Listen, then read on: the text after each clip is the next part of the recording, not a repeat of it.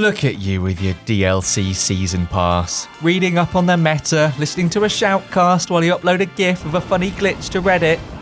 If it was released before 2013, it's dead to you. Well, we won't stand for it. PC Gaming has a frankly ridiculous back catalogue of brilliant old games, and it's time to make their case.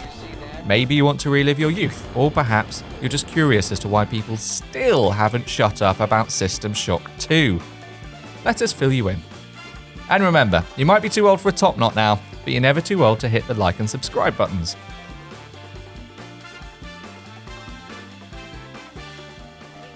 If you were in any doubt about Half-Life's appearance on this list, you didn't read the title. The set pieces, pacing, and above all the atmosphere that Valve managed to bottle up and store on a single CD-ROM in 1998 was extraordinary.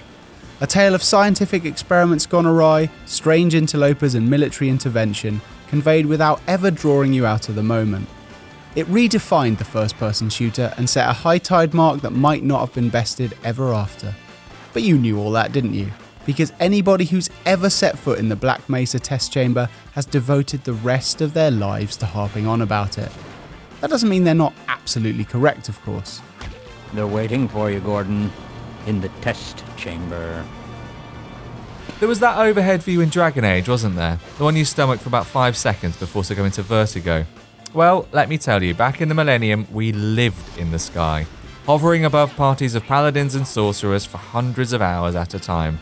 And by Baal, we liked it. We liked it mainly because Baldur's Gate 2 was the bee's bollocks. Here's where BioWare perfected their companion chatter. The creaky old Infinity engine might take some getting used to, but like a hot bath, you'll soon decide you never want to climb out again. The combat is clever and tricksy, and there's always a spell to get you out of an impossible situation. Speaking of which, the Infinity engine got another fantastic outing the previous year in Planescape Torment. It completely failed to exploit the combat potential, instead filling the weirdest setting in Dungeons & Dragons with a novel's worth of dialogue. And it didn't stuff the place with companion characters either. This is a lonely and personal journey to uncover the lost memories of somebody who has lived and died hundreds of times.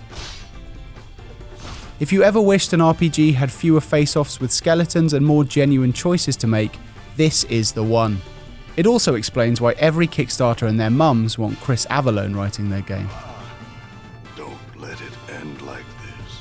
You're alone on a spaceship full of corpses, messages written in blood, cybernetic apes, and a rogue AI. Time for a game of basketball! Way! It's a wonderful and forgotten trait of older games like System Shock 2 that the willingness to break character and embrace a new technology like physics, just because. It's the raison d'etre of the immersive sim. However, Looking Glass and Irrational did manage to stay on task long enough to conjure one of the most haunting and mechanically complex environments of all time in the Von Braun. Well done, those people. Bioshock fans will recognise the labyrinthine level design straight away, likewise the prominent disembodied voice. But the atmosphere present in this game is a one-time only deal. You could reassemble all the same devs, but they'd never be able to imbue the corridors with that same dark sci-fi magic. Good work. Dialogue? What do you want that for? Quake does it all without uttering a word. It also does a rather impressive turn at meaty, gruesome gunplay and windy, unpredictable level design as it happens. Doom might be the id game that gets all the champagne and the girls, but this is Carmack's gothic masterwork. Just ask Trent Reznor, who provided the sound effects and the original score. Actually don't. Trent's not really a people person. The fact is, even 20 years on, there's something gripping to do in every one of Quake's shadowy corridors.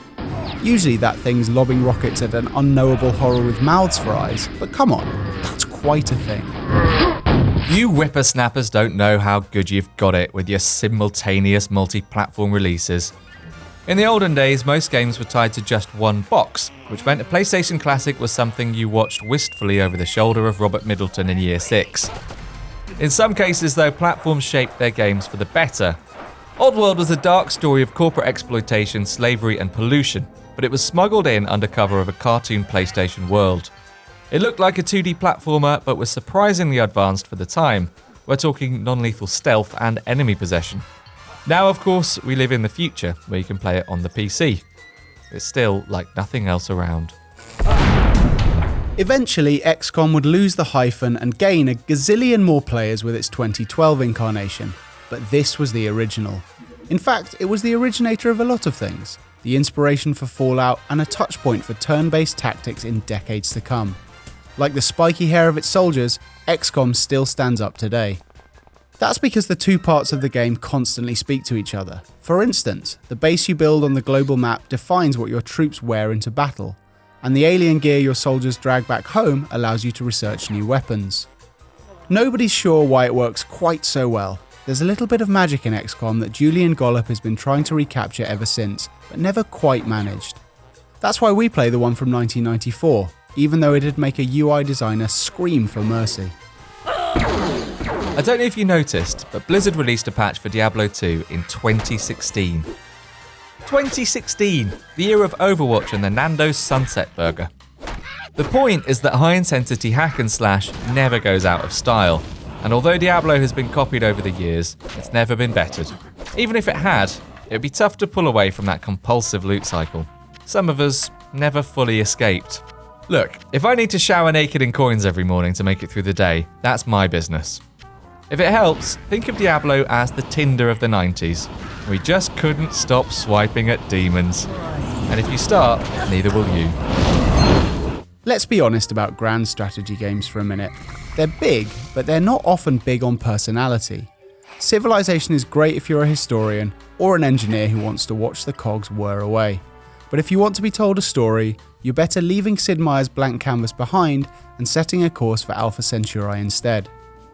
Not even the recent Beyond Earth managed to capture the same strangeness of running an alien colony. In Alpha Centauri, you're growing an empire and wrestling with fascinating factions.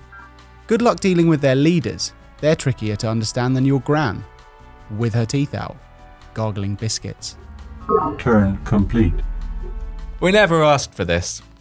I should clarify, we didn't ask for Deus Ex because we didn't know to. It's hard to imagine now, but there was a time when we didn't know we needed gruff cyborg ninjas and crate stacking in our lives. Human Revolution did a great job of building on Deus Ex's dense hub worlds and everything goes conspiracy, but Ironstorm's classic still has the edge when it comes to Easter eggs. From the bosses you could kill mid-conversation, to the ticking off you got for sneaking into the ladies' toilets, all contributed to the feeling that you weren't quite sure where the limits were. Deus Ex seemed to allow anything and register everything. That sense of freedom and responsibility remains shocking today. Excited for Red Dead Redemption 2? Think of that as the spaghetti western to the strong-shouldered classical Hollywood shooter that is Outlaws. This was an FPS in the Star Wars Dark Forces engine that emulated Doom, and offers the same sort of strafe-based fun times. Outlaws was ahead of its time though. Look, a manual reload system. And yes, that's the first ever sniper scope seen in a shooter. There's a lot of LucasArts in the animated cutscenes, and plenty of Sergio Leone in the spine-tingling soundtrack. Honestly, this is a goldmine, and the fact that it's forgotten is more criminal than the exploits of Butch Cassidy and the Sundance Kid. There are lots of games about managing hundreds of grids at once, but not many in which you can cover every last square of your waiting area with vomit. That's Theme Hospital, the Bullfrog game so brilliant and odd, nobody has ever dared to repeat it. Though we can be thankful the national outbreaks of bloaty head and hairy-itis are behind us, there's plenty to miss. From the receptionist politely asking patients not to die in the corridors, to the surprisingly fast-paced missions. Did you know? Google's AI mastermind Demis Hassabis was involved with Theme Hospital as a wee lad. So I have no qualms about saying that it's literally a work of genius. That's your lot. Feel free to share your own misty recollections in the comments, but don't forget to pull the cord to subscribe too.